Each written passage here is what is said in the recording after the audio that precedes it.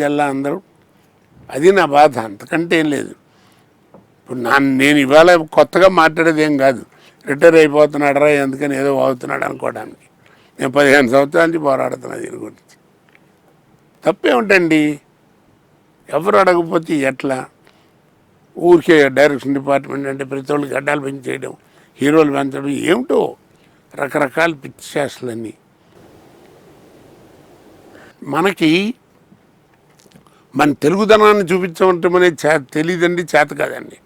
అవతల వాళ్ళు ఇమిటేట్ చేసుకోవడం అంటే మాత్రం అన్నీ చేసేస్తాం, వాళ్ళకంటే బ్రహ్మాండం చేస్తాం. పక్క లాంగ్వేజ్లో హిట్ ఎందుకండి? భాషాభిమానం ఉండదు, ఆ మాత్రం లేకపోతే ఎట్లా అండి? నేను పరభాషల మీద నేను అన్నండి, నేర్చుకో. భోజనం కోసం ఏ భాష అయినా నేర్చుకో, తప్పులేదు.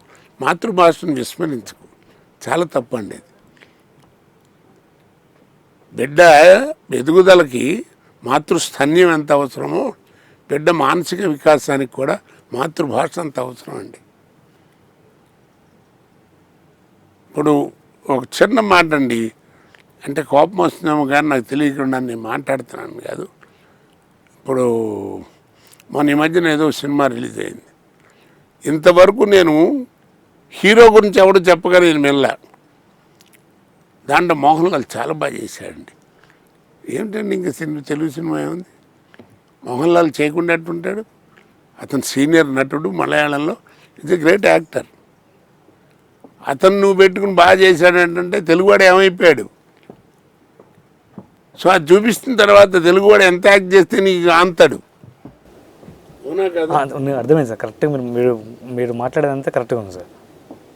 మనం ఎంత చేస్తే ఆంతామండి, అసలు నాకు అర్థం కాదు.